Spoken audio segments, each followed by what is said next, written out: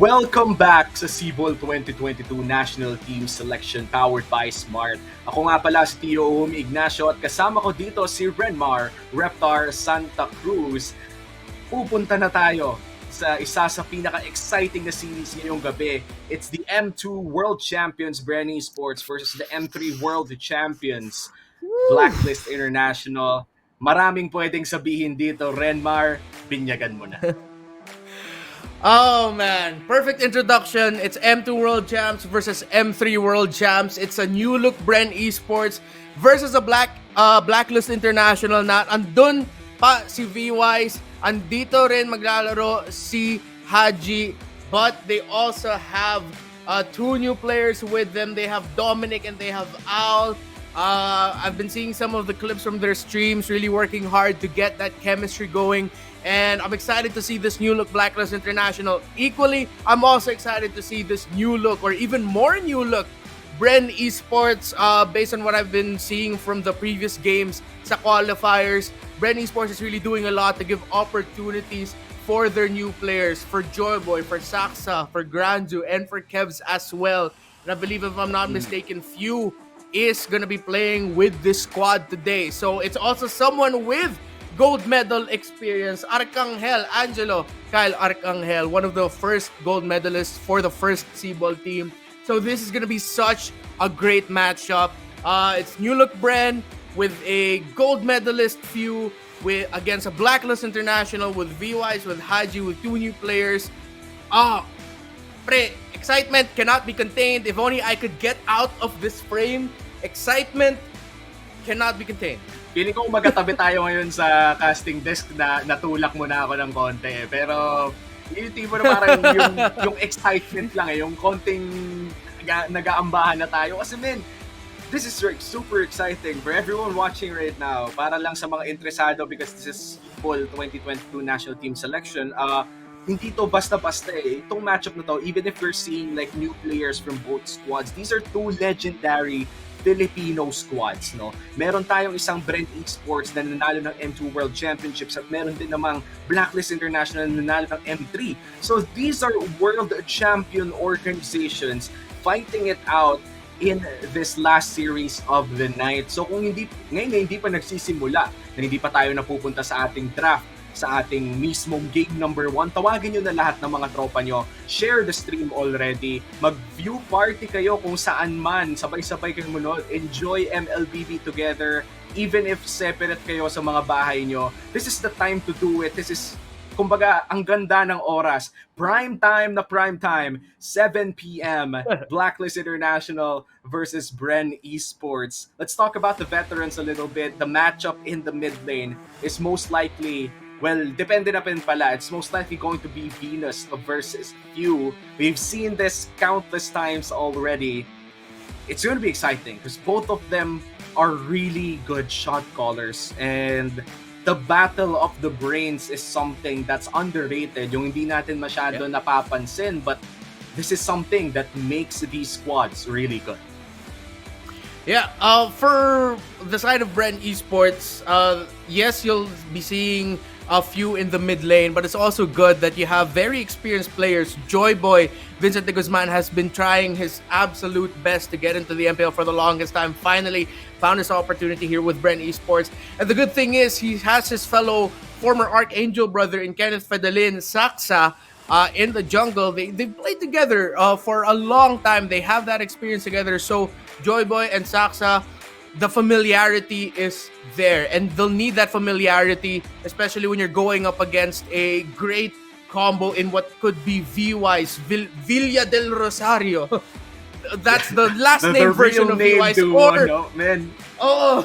Or Del Rosario and Imam, or whoever's gonna end up be playing that position 5 or 4 role. We know Venus and Haji can swap. So yeah, this matchup is gonna be so great. There's so much to look out for here for both teams. Yep, and speaking of looking out for things, panoorin na natin ang Smart Picks and Bans dahil magsisimula na ang Game 1. But before we head on to the draft, of course, make sure to visit the nearest Smart store and experience the power of Smart 5G in over 4,900 sites nationwide. Switch now to experience the difference. Visit smart.com.ph/MNP to learn more. Hashtag muling lumakad matatag and hashtag SIBOL, powered by Smart. Let's enter the draft for game number 1, BREN Esports versus Blacklist International. This is quite a heavy matchup, and Mathilda will be the first ban for the side of BREN Esports. In the earlier matches, Matilda seemed to be an afterthought for a lot of the teams. But with BREN Esports going up against Blacklist International, they take away a signature pick from Oh My Venus. Before we continue the rest of the draft though, or as we wait for the next few picks, I just want to say I'm really thankful for the other teams throughout the day really setting such a high bar in terms of gameplay and quality.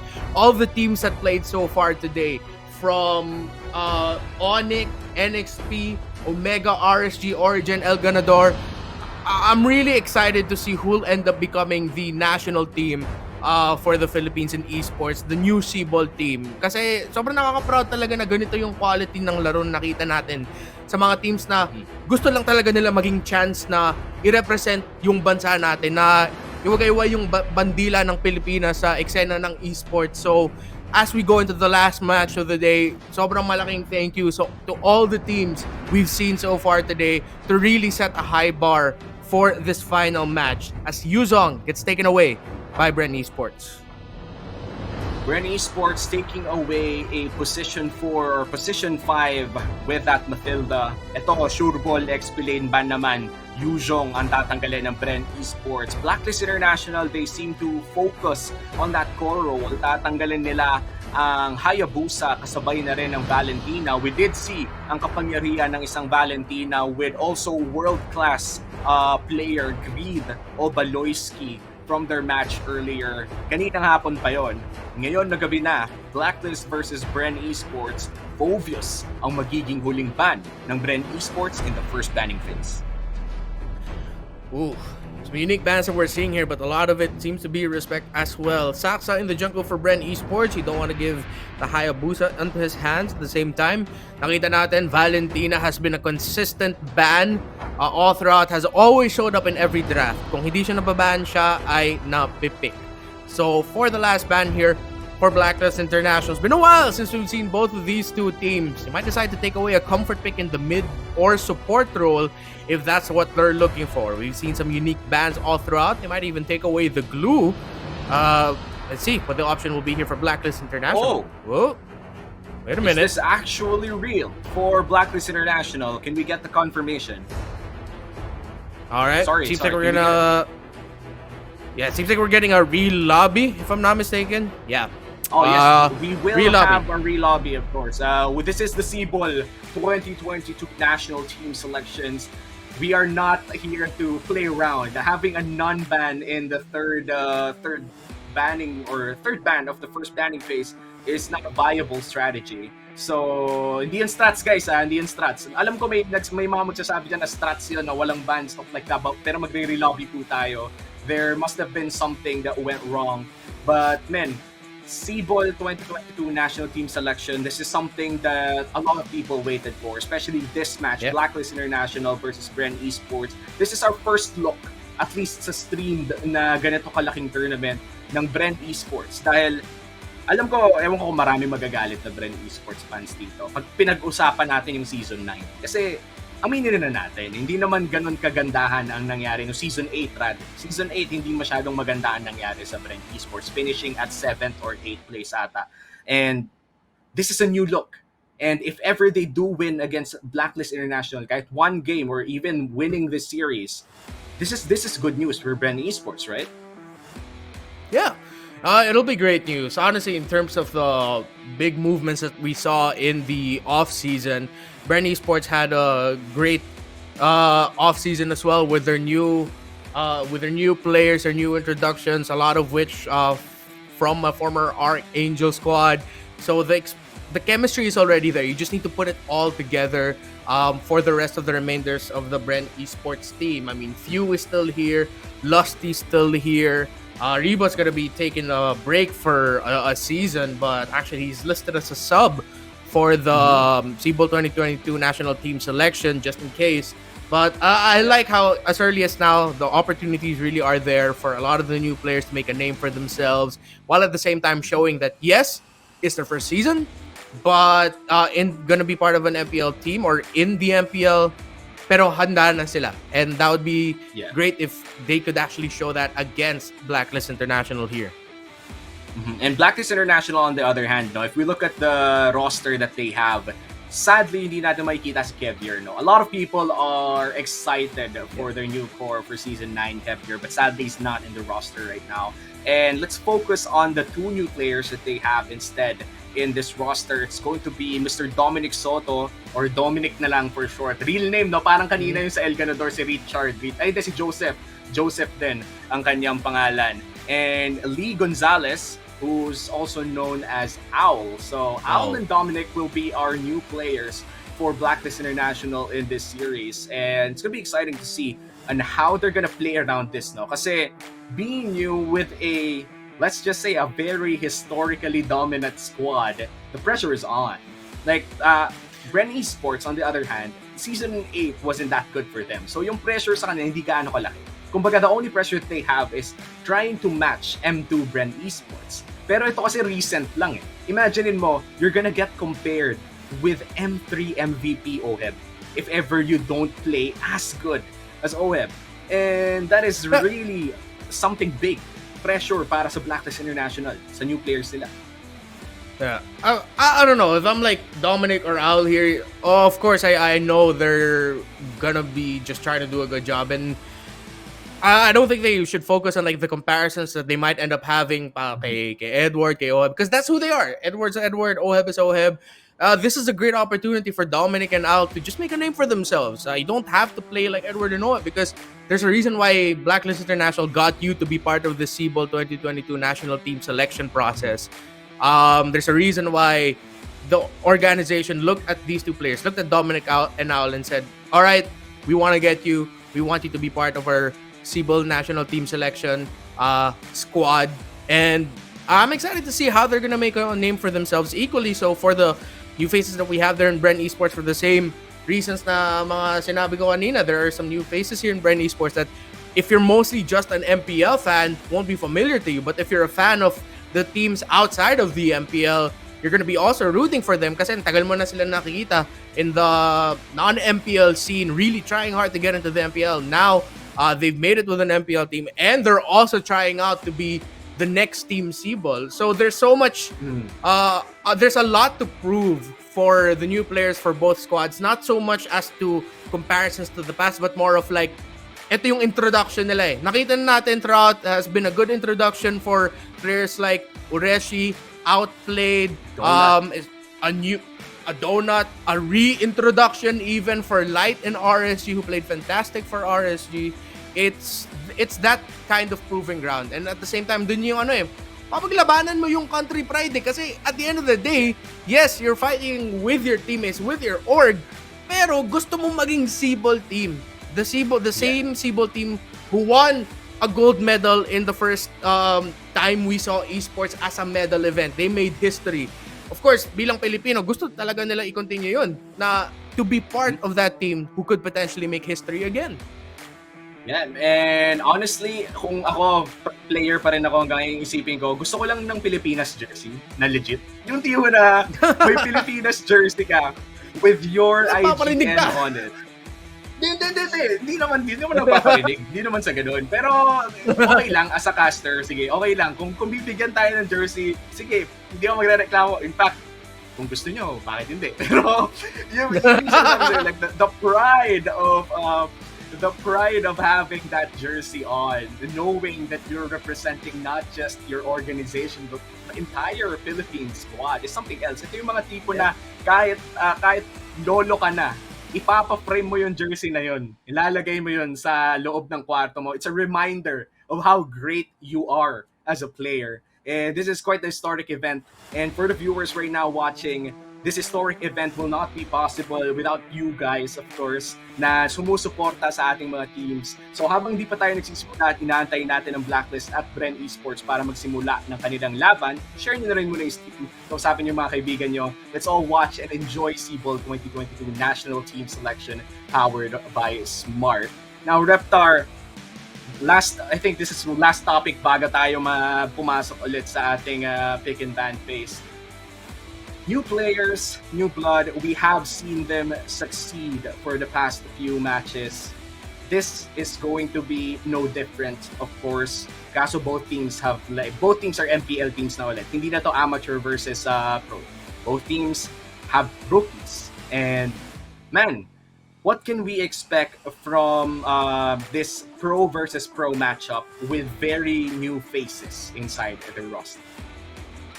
For the side of BREN Esports, maybe behind the scenes, we can only assume we can't really hear their comms, but because of the experience they have, Joyboy, Few, and Saxa together may be the ones who really have a vocal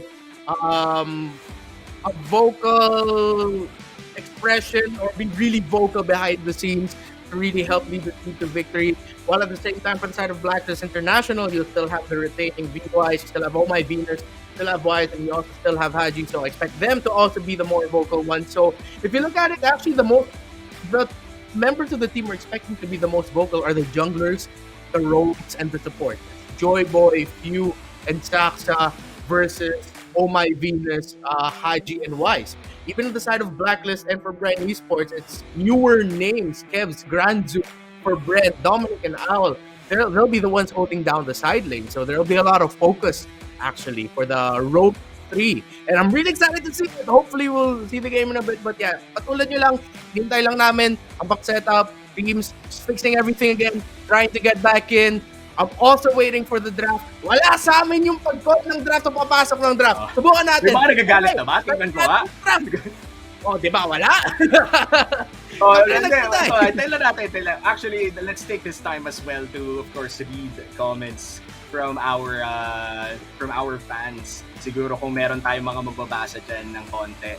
I'm already looking towards our stream right now. Ano kaya ang mga sinasabi ng mga fans ngayon? Mainit 32,000 viewers for this last series of the night. Kami din mismo naghihintay, and base sa mga nababasa ko ang daming fans ng parehas Blacklist tsaka BREN, men. Kumbaga, parehas silang maiingay. Kumbaga, black and yellow. The chat is bleeding. Black and yellow. Yeah, and I'm sure they're all excited to see their teams perform. Again, this is the 2022 National Team Selection. Kung hindi nyo napanood ang opening messages ni Boss Lon Marcelo kanina, he mentioned earlier that whoever will end up becoming the victors of this tournament, sila ang magiging 2022 SIBOL National Team. Again, because of the limitations of the COVID-19 pandemic, it's safer now to actually get the whole team. Acknowledge niya kanina na dati yung proseso will pick up members from different teams, but now because of the pandemic and for safety, it's best to just get one from a whole team. So thank you to Peso for putting all of this together. Make sure we still have a SIBOL team alive and going. And this is only day 1. Hanggang January 30 tayo. Nandito tayo hanggang linggo. So 4 days. I'm excited we'll end up winning this. Talagang salang-sala ang mga teams natin dito, no? Hindi biro ang pinagdaanan ng mga teams para makaabot sa final. Hindi biro ang pagdadaanan ng mga teams natin na makakaabot sa ating final day sa January 30. Maraming MLBB action ang ating mapapanood soon. And in fact, sobrang init ng ating first series of the night. Kailangan muna nating mag-short break. Kaya ito na talaga yung chance, no? Tawagin nyo na yung mga tropa nyo, kumain na kayo ng konti dahil this series is perhaps one of the most explosive series of the night. Muli, Blacklist International versus BREN Esports. Kami ang inyong casters. My name is Theo Uomi Ignacio. Kasama ko dito si Renmar Reptar Santa Cruz, and we will be back after a very short break.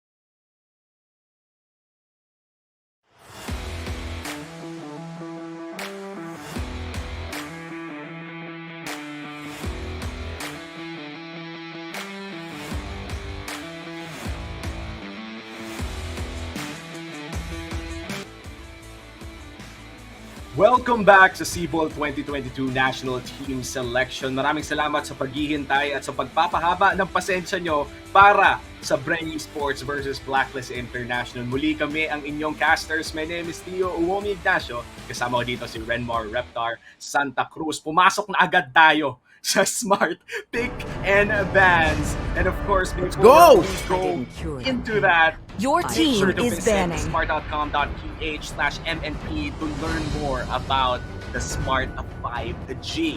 Parehas ang ating bans for the first round here. Matilda, Hayabusa, Valentina at mukhang Barats ang nagdag para sa BREN Esports. First Barrett's ban of the day, kung di ako nagkakamali. Of course, that is a World Championship winning Barrett's.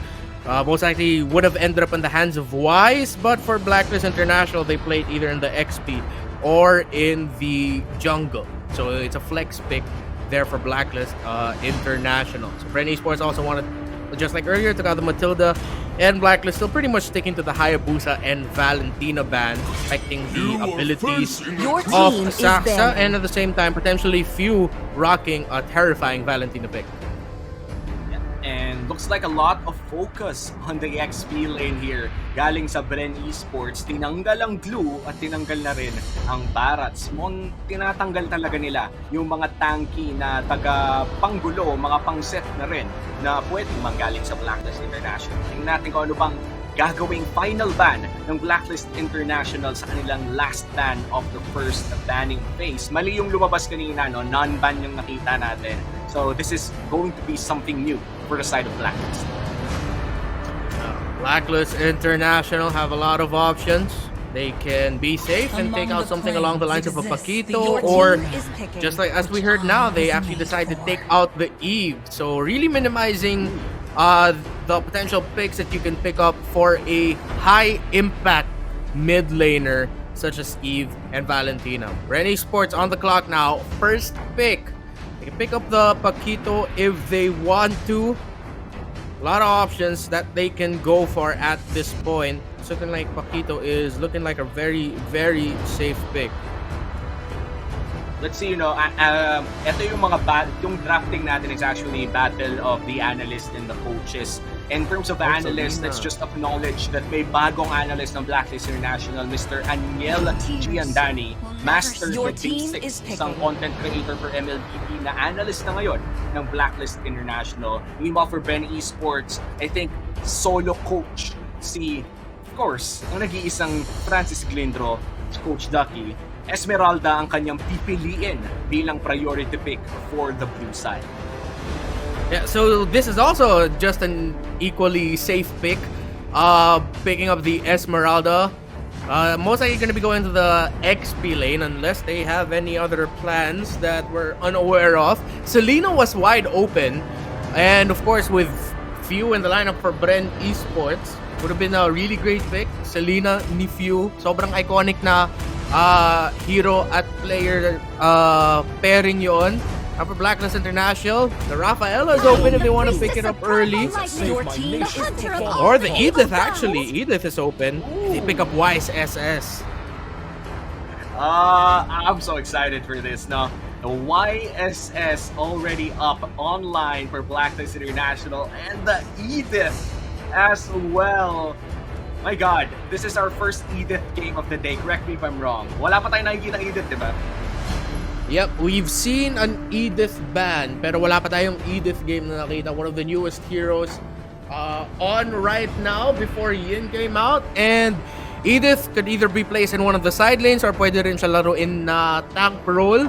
So either position 5, could also be position 3 if they want to, depending on how they want to play it. Pero generally makita natin this is gonna be mostly an armor build Edith with how she works. More armor that you help build for her, mas tataas yung damage ng ultimate niya, yung Primal Wrath, basing off of the maximum, the extra physical defense or the physical defense that she has, and also with the HP. Yeah. And Lancelot and Ruby will be the next BREN Esports pick. And of course, alam naman na natin, Carl TZ already out for BREN Esports, but Lancelot Your is team still is in banning. for BREN, and sasabayan ito ng isang Ruby. So marami na silang frontline at meron na rin silang burst damage na nanggagaling sa assassin na si Lancelot. Pero ano pa bang mas BB-wise pa kung hindi Estes at YSS? This is their debut game in our Phase 2 SIBOL qualifiers here. Your Tonight is the team night. is banning. B-Wise na magpapahinga sa Season 9, muli nating mapapanood ang YSS Estes combo nila. And they have an Edith with it as well. Once full bar yung Primal Wrath or yung Wrath ni Edith, it could make for an actually very terrifying counter engagement.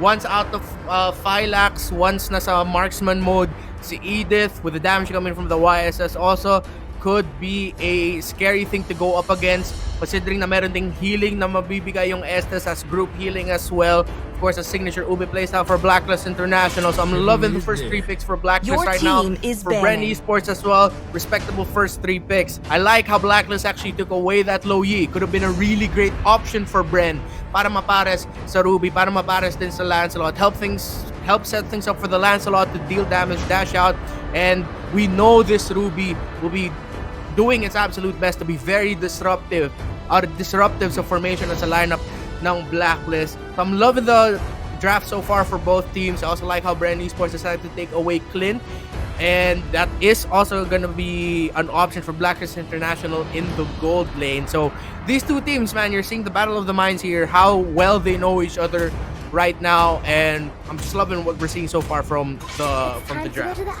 Your team is banning. And looks like the last ban for the side of this is actually the last ban coming in from Blacklist International rather. They're gonna take away the Lilia na alam naman nating nakapataas ng wave clear. E nabanggit mo na rin kanina, the Louis is actually rising in popularity right now. I'm not quite sure kung ano nga ba nangyari sa meta, kung bakit biglang naging mas popular ang Louis ngayon.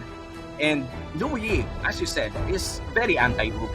Gusto niya talaga na dikit-dikit kayo. Pero ang dami na rin nag-try ng Louis, and the Ube just won an M3 World Championship. So, medyo mahirap talagang kontrahin ng Ube playstyle, especially if yung gumawa ng Ube ang kalaban mo. So this is a big challenge for BREN Esports for sure. Let's see on how they're gonna try to overcome this. They're gonna take away the Uranus and the Clint.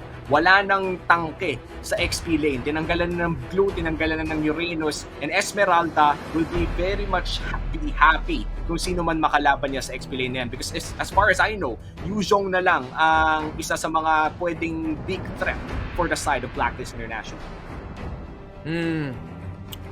Toms is also still available for the XP lane as a pick. So that's still there. You can just equally be able to help clear the waves and then just be able to respond to team fights. The last 2 bans from both squad are really great. You're really seeing some signature picks there, but then at the same time, picks that can give them a hard time. With BREN Esports banning out the Gloom, assuming they're going to be picking up a marksman here for their gold laner. Paquito, umabot hanggang second phase na, bukas pa siya. So Paquito gets picked up here. This is going to be the XP laner here for Blacklist International. So for BREN Esports, gold laner and their mid laner will be their last 2 picks. A lot of options available. They can still pick up the Farsa if they want to roll that way. Nakita natin, Farsa still viable. Yes, they reduced or increased the cooldown ng ultimate niya, pero napapalaro naman ng maayos. Just great timing, great positioning as always with that Farsa. You'll still be able to make it work. If they want to be unique, they could actually pick up something along the lines of a Valir for their mid laner and just pair it up with a marksman. There we actually see the Claude, their last pick. Who is it gonna be for the mid lane? Oh! Yes! Selena was open! Yeah, nabanggit mo na rin kanina, no? no? Selena Nifyu, one of the iconic picks for the captain himself, BREN Esports. They're gonna take the Claude at may Selena na rin sa mid lane. This changes a lot of things for BREN Esports dahil ngayon na may Selena na sila, as long as tumama ang Abyssal Arrow, it's always gonna be big pressure for the side of Blacklist International. Let's see kung anong gagawin ng Blacklist dito. Ano ba ang kanilang magiging last pick para sabayan ang composition ng BREN Esports. They already have their XP laner on the side of Pakito na pwede mo na rin namang i-adjust sa gold lane. Pero Brody is still open if you want to go for that pick. Pero mukhang Harith ang pupuntahan nila. Yeah, it's a pick I was about to say. Harith actually, especially in the gold lane, we've seen it in the streams of Blacklist International. So Harith also rising up as a gold laner. His damage, most recently, tinasan yung damage niya sa patch 1.6.5. He is a very valuable option now in the gold lane. Well, he has been a viable option, pero now even more so, Nathan has fallen out of favor for a lot of the teams with picks such as Lily performing well in the gold lane, Brody performing well, even Popol and Koopa was picked in the gold lane earlier. Claude coming back with his Art of Thievery, just slightly improved. The Harith pick makes sense there as the last pick. So I like the picks that we saw so far from both squads right now. And ito Game 1 pa lang ng BREN Esports versus Blacklist International. We took our time with that draft. And it's quite exciting to see signature picks, especially coming in from Few and VYs, people who are champions, world champions. Let's see, game number 1 between BREN Esports versus Blacklist International as we enter the land of dawn. Ito na yun, prime time, BREN versus Black. Ooh. Position 4 and 5, Edith. I think this is going to be a pause for Edith, yes. And then they're gonna be having the roam boot onto the Estes, unless it's gonna be the other way around. Amo kasi Haji yung naka-roam boots kasi yung XP right now napupunta mo ang mas madalas napunta kay kay Estes . And ito medyo tahimik ang ating laro. Wala pa naman tayong nakikitang big invades. But in terms of rotations, if you umalis na agad ng mid lane, he's currently level 2 at naghahanap na agad ng pressure dito kay Owl in the gold lane. Oh. See, both teams are now being very calculated. Kung saan sila gagalaw sa mapa, how are they gonna be clearing their minion waves? How will they maximize their ability to win their lanes? Either Dominic making sure that he gets that cannon, that siege minion. Abyssal Arrow hits, but just forcing out the Purify from the hands of Oh My Venus. That's the first big Abyssal Arrow coming in from Few here kay Mr. Archangel. Tamaan si John Marvilla Luna with the Purify being burned. That's 1 minute without the Purify for Mr. Villaluna. And magiging magiging massive if ever they do go for mid-lane fights. Pero si Medivh na ata ang uunahin nila. Still, no kills, no? Nakaka-surprise na pressure lang talaga ang laruan ng both teams dito. Yeah. Interesting thing to note here, roam boots for both the Lina and the Ruby. Both of them have roam boots up. Dire hit, blessing there for Medivh, for Mr. Arcangel, and conceal there for Joy Boy's Ruby. BREN Esports, they are ahead of 300, 200 gold. Di pa naman ganun kalaki ang ating gold lead. And in fact, Turtle will be started here by Saksa.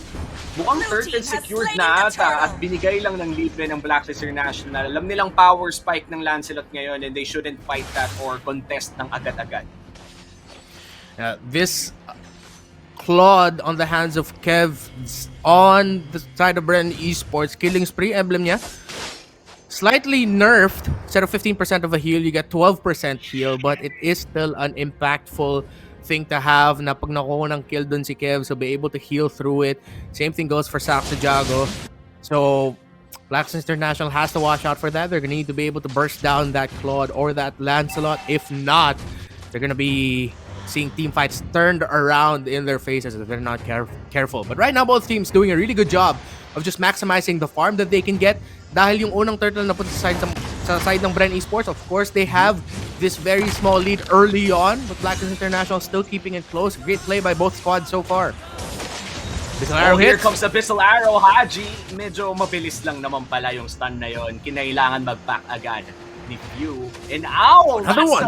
a long-range Abyssal Arrow. And Few on fire. Talagang tumatama ang Abyssal Arrow. Sadyang wala pang nako-convert na kills. Oh, Here comes she the gets time of pulled. execution, Haji. Nako, mukhang delikado para sa MVP of Season 8. And wala pa rin kills. 4 minutes na.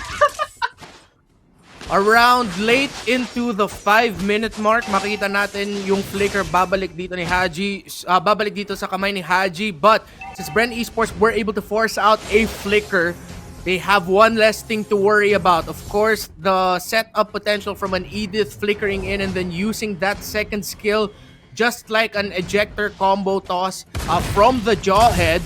Great play there by BREN Esports to force out that flicker. Yeah, and this is a very, very silent game from BREN Esports and Blacklist International. May mga nararamdaman tayong mga umaamba pero wala talagang pumapagsak ng mga kills.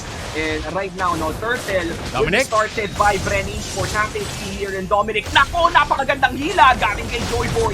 And here comes the heals coming in from the Queen herself. But the Turtle will be going to the hands of BREN Esports at magbaback na rin sila. First blood, mapupunta rin sa kamay ni Saksajad. Calculated team fight by both squads. Their great positioning from Haji and Joyboy respectively. But at the end, it was a great pull by Joyboy to give BREN Esports that small window to actually win that team fight, and eventually they were able to. Tower gets broken topside by BREN Esports. Blacklist International only lost one so far. So, low kill game. But nakita natin dito yung mastery talaga ng dalawang teams in terms of managing their minion wave, prioritizing the objective team fights, being able to win victories via objectives. Tower already broken there by BREN. And the first item pick up here by Joyboy, Dominance Ice para mabawasan yung healing ng Blacklist International. And that is a very early Dominance Ice coming in from Joyboy. Naninigurado lang, you are facing an Estes. In fact, the best Estes in the world currently. And Blacklist International, kailangan mo talagang bilisan ang Dominance Ice na yan. Wow! You really landing those Abyssal Arrows. Sadyang ang ganda ng positioning ng Blacklist International para protektahan yung mga natatamaan ng Abyssal Arrows. But the flicker is burnt already for Dominic. It's a 3v1 dive. Ay mo pwede, tumama na rin. Phantom execution. Here comes the kills. Going down for the side of BREN Esports. Isa na namang kill. Mapupunta kay Saksa Tiago. Pero ang sabi ng Blacklist International, sige, train tayo ng isang turn. Great call by both teams right now. Blacklist International baka makukuha ng isa pang torre. Blacklist losing Dominic there in the bottom lane. BREN Esports, Medivh trying to defend Arcangel. You cannot hold on. So just like that, Blacklist International found a window of an opening, forcing a rotation topside. Pero BREN Esports nakasagot din sa bottom lane, able to break the tower down there. Nasira din nila yung torre sa gitna. So again, still very great trades all throughout the map para sa dalawang teams natin.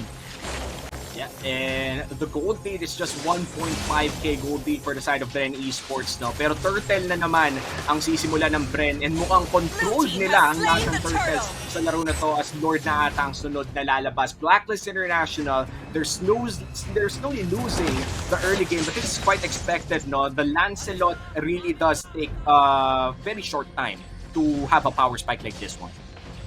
Yeah, and mid to the late game is the time here for Blacklist International with their Harith, with their YSS as well. So they don't need to rush into things, they don't need to force a lot of things, and that's what we're seeing. They're just trying to go for the towers, and meanwhile BREN Esports respecting that, they're going for wins everywhere else. Joyboy as well, but look at that! Blazing duet! Hindi nga lang tumama. Actually, tumama sa madami. Falling Star muna as well. The healing coming in from the Queen is more than enough to keep them alive. Men, napakagandang blazing duet galing kay Kebs, pero sabi ni Venus, hindi pwede. The heal and the response, and this is it. The response from Blacklist International is just too real. With a snap of a finger, nagkaubusan ng torre, nagkaubusan ng kills. Blacklist International equalizes the gold lead. A great chance and a great response by BREN Esports. Sinabi mo na nga, ang ganda ng pasok doon ni Kev's blazing duet. Akala ko nga makaka-triple kill siya. But the domain of the Moon Goddess, blessing of the Moon Goddess, the ultimate of that Estes. Just absolutely being able to heal through everything. Kahit na may dominance sa Iceman si Joyboy, not enough to reduce the healing that the Estes can provide. BREN Esports, they are playing well in this game though, but Blacklist International showing a classic Blacklist response. Ube grouped together, counter-engage, punish. Loving this match so far. That was a perfect blazing duet coming from Kevs. And BREN Esports, akala talaga nating lahat yun na yun That was the BREN Esports moment, but the total deny coming in from the blessing of the Moon Goddess. And now, in terms of objectives, lamang ang BREN Esports dito. May turtle na sila kung gusto nila dagdagan ng Lord. Sino kaya makakapag-secure ng Lord dito? Saksak ng Lord, pero low HP na siya. Here comes the blazing duet. Babagsak ang Lord. Sabi ng Harit, hindi yan pwede dito. And now, Abyssal Arrow will land, and that is the fight. 1 kill for Blacklist, but the Lord will be secured by BREN. Great adjustment there by Granzu at saka si Medivh. Dahil yung ultimate ni YSS, the Mountain Shocker, nahinto yung pag-TP ni Saksa Jago at nakita sa mapa na sobrang low na niya. So dumaan doon si Granzu at saka si Medivh para ma-cover lang yung takas niya. Great response there by BREN Esports. Oh, wait a minute, Harrod! Here comes the Zaman Force. Low HP na dito si Haji. Pero mukhang may na pupunta sa torre. And there goes the Eden. He's got the damage coming in from Saksa. It's insane! But he's gonna go down. And now Kev, the next place duet, not yet available. Here comes the stun. Tumama na rin dito sa backline ng Saksa International. Killing spree without traceless. 4 twice. It's just insane. 2 for 1 ang ating exchange. That's Lord ang kanilang next target. Very close game dahil sa engagement na nangyari doon sa orange buff. Nakatulak ang Lord sa bottom lane. Nawala yung second tower ng Blacklist International. But Blacklist International responding really well in that engagement. Being able to sidestep, step away from that blazing duet, step away from the abilities that could damage them. It ended up becoming a 2-for-1 trade with Blacklist International winning it. But BREN Esports fans and BREN Esports themselves will be happy with the fact that yes, nawala yung torre dun sa bottom lane. There's a little bit more control or a little bit more opportunities to keep the control. One thing we have to take into consideration as well is early on in an item check, maybe around 4 or 5 minutes ago, nakita natin Haji and Oh My Venus, parehas sila nag-build ng Dreadnought armor. Tingnan natin kung bubuin nila parehas yung anti-crash, pero nakakatulong yun sa pagbaba ng damage ng Claude at ng Lancelot. Yeah, and BREN Esports right now, they're trying to re-establish pressure that they lost in the past few fights, no? And effective naman ang kanilang ginagawa. And in fact, 2K na lang ang gold lead ng Blacklist International. Blacklist, on the other hand, would like to exert more pressure around that bot side. And controlled na rin nila ang red side map ng BREN Esports. And it's up to BREN to actually find another fight. Kasi 30 seconds na lang, magkakaroon ulit ng Lord. This could be a big Lord fight here. Depende kung paano i-manage nila Granzu at nila Dominic ang mga side lanes nila. Top side minion wave, Granzu on the way to force that push para ma-force si Dominic na mag-clear. Unang makakabalik sa Lord pit, baka si Granzu if he decides to go back to the rest of BREN Esports tapos ng clear ng minion wave. Dominic also ready to respond real quickly. 4 versus 4 scenario potentially, dalawang XP laner. Now it's a split push. It's gonna be 4 members near this Lord. Both teams just trying to find an information and opening to go in. Brute Force Breastplate pickup here for Kevs. Could help him with reducing the damage that's being dished out by the YSS at galing sa Paquito. Yeah, and Blacklist International, they do have a priority over this Lord area considering na mas malapit sila. But that doesn't mean hindi kayang pumasok ng BREN Esports. They have a lot of dashes, they have long range engage, and Few is one crucial Abyssal Arrow away from potentially changing this game for BREN Esports. Pero tingnan nyo naman, napakabilis ng Lord. They're rushing Here comes the Zaman Force, and looks like Lord will be secured by Blacklist International. Kailangan na mag-back ng BREN Esports, and they're gonna back out a 5-man strong, pero ng Lord ay magmamarcha na sa mid lane ng Blacklist. Good call by Blacklist International. Pagkita sa mapa ng Blacklist International with the Mountain Shocker, kita nila Saxa Jago just a few steps too far from this Lord na kaya nila i-rush yung Lord. Domain of the Moon Goddess dropped down by Oh My Venus to slow down the members of Blacklist. Marching down the mid lane with the Lord. Will Blacklist try to end it here? Luminous Lord, kitang-kita ang pagbonggo at pagbagsak ng mid lane turret. They could go for the base here. Wala pa namang bawas na nagaganap pero mukhang naubusan din sila ng minions. That is nice wave clear coming in from BREN Esports. They live to tell another day. Nagkamali na ako, no? Pero Blacklist International, they're still trying to exert pressure now, this time in the front side. Still focused on the towers. Haji trying to toss in Joy Boy pero di makita. See if Blacklist try to end it here. No, they back off. BREN Esports, depensahan nila unti yung Torre nila sa top lane but halos wala ng Torre ang BREN. Tingnan natin kung makakabalik sila sa laban to. Haji picking up the Oracle. That's gonna be more healing received galing sa Estes. And now 90 seconds away from the next Lord. This is going to be a slow, I think it's gonna be a slow game for sure. Kumbaga, babagalan na nila. Blacklist International, they know that they're ahead. 2 inhibitor turrets down for the side of BREN Esports. Meanwhile, for BREN Esports, they're gonna try to continue to find those small opportunities na tumama ang Abyssal Arrow. Pero napakahirap kasi yan, especially if you have Mountain Shocker just constantly checking kung nasaan kayo. 8k gold lead for Blacklist International. BREN Esports is trying to manage the minion waves. Blacklist, hinihintay nila ang next Lord. Pero kung makahanap sila ng opening, they will try to go for it. The Abyssal Traps placement here for BREN Esports, giving a little bit information. Might slow down the minion waves a little bit there in the top lane. Just trying to control the situation para hindi mabasag yung Torre nila doon sa taas. Blacklist not gonna be able to take it. 40 seconds bago mag-spawn yung Lord. Defensive play coming in from BREN Esports. Isang lane na lamang ang natitira sa kanila na may inhibitor turret. Kailangan talaga nilang alagaan ang kanilang top side. Meanwhile, mid and bot lane will be marching on or slow pushing ng passively na lamang dahil basag na ang kanilang inhibitor turrets. And this is really bad for BREN Esports considering that Lord is on the other side of the map na malayo sa mga open lanes nila. Haji, Mr. Salik Imam holding down that front line for Blacklist International. Meanwhile, Mr. Vincent the Guzman, Joy Boy, trying to do the same there for BREN Esports. One opening is what these two teams are looking for as Y starts the Lord.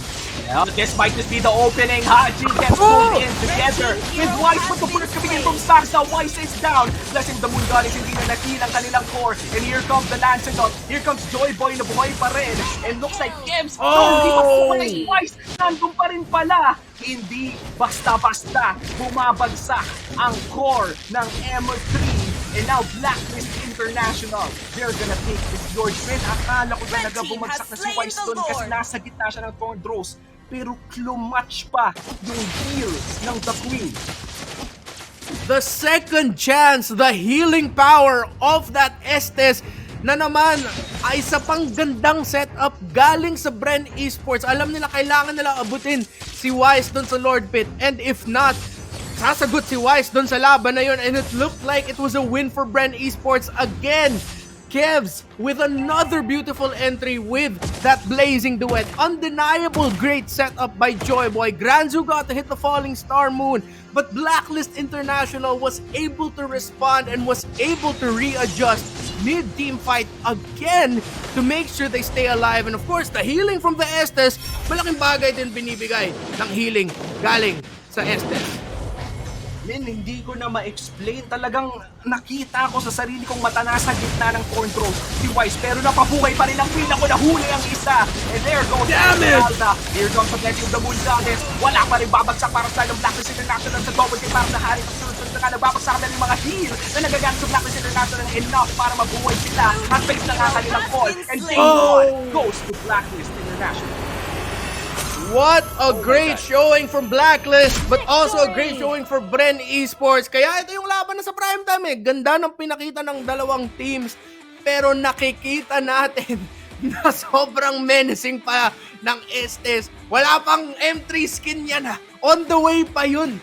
but it is still being played to really great perfection by Blacklist International. Again, ilang beses natin nakita, maybe 3-4 times, and yes, for a low-kill game, madaming beses yun na ang ganda ng pagpasok at pag-set up ng BREN Esports for Kevs, for Granzu, Joyboy playing really well with the rest of BREN Esports.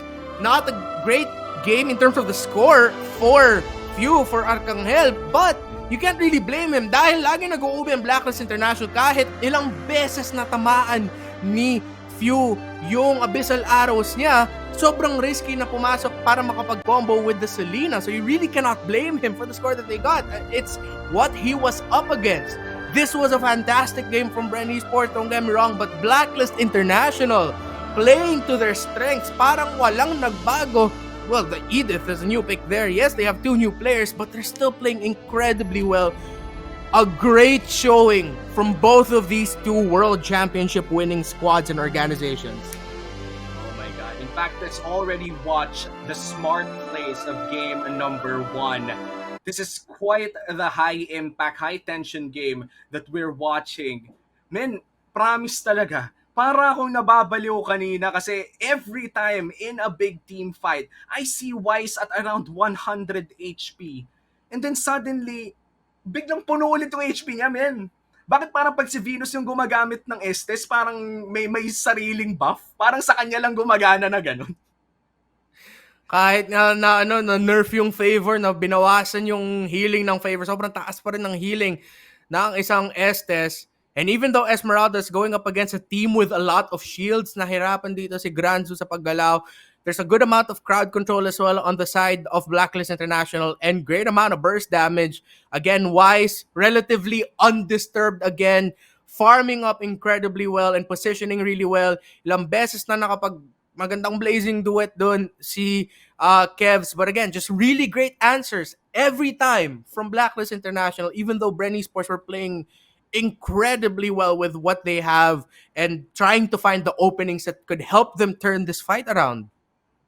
Man, sobrang galing ng ginawa din ng BREN Esports in this game.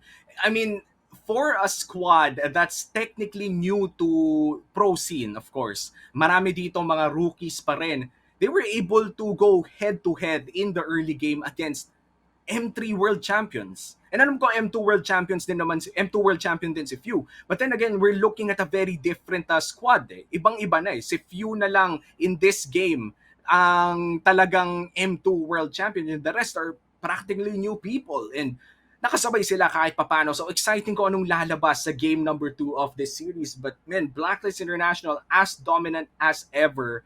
And I just have to say, Wise magpapahinga sa S9, parang hindi naman parang hindi magpapahinga, parang sobrang tulis pa rin.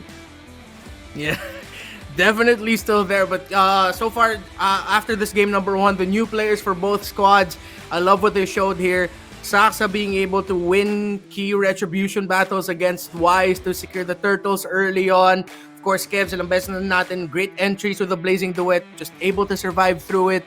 And then at the same time, for Joyboy and his setups with the Ruby, great as well. So for BREN Esports fans, dapat proud sila yung sa mga nakita nila galing sa mga bagong players nila. I really love what they showed here. And also for the side of Blacklist International, there were many times in that game where dahil hindi napita si Owl, nakakapag free hit, synchro vision, basic damage, just keep dashing all throughout, getting that chrono dash in, lapagin mo yung ultimate ng Harith. He was able to free hit, able to avoid damage really well. At the same time, Dominic playing that Paquito. So for both of these squads, dapat yung mga fans should be really proud for what their new players showed here. Was really great. Even Granzu did his absolute best on that Esmeralda, but again, nahirapan lang talaga siya dahil sa lineup na kalaban niya. Same thing for Few. So it's gonna be interesting to see if this will go to a game number 3. Kasi that was closer than we saw or than a lot of us know.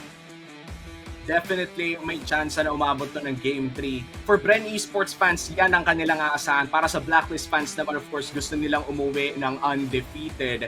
This is quite the primetime meal that we have for SIBOL 2022 National Team Selection, of course. Men, I just have to keep saying it again and again, and na talagang ito yung match to watch, the final match of the night. BREN Esports, this game definitely showed up real good. Pinakita naman nila, Saksa Jago on that Lancelot. Ang ganda ng pwestuhan niya. In fact, yung mga, parang may glimpses of Kyrie eh. Parang mala Kyrie yung Lancelot, no? Pero syempre, si Kyrie nga, na laro na rin ng Blacklist International, they know how a great Lancelot player moves around. And now, Blacklist, they're heading on to match point. Isang panalo na lang ay magpapatuloy na sila sa winner's bracket. Muli kami ang naging casters nyo para sa series na to. Magkakaroon pa tayo ng mga ilang games, of course. And magkakaroon tayo ng restream, guys. Huwag kayong kabahan na. Pag nawala bigla yung stream, ibig sabihin lang nun, mag-up ulit. So, i-share nyo ulit yung stream, like ulit natin yan para manood tayo at mag-enjoy ng SIBOL 2022 National Team. My name is Tio Ignacio. Kasama ko dito si Renmar Reptar Santa Cruz. At magbabalik ang SIBOL 2022 National Team Selection powered by Smart.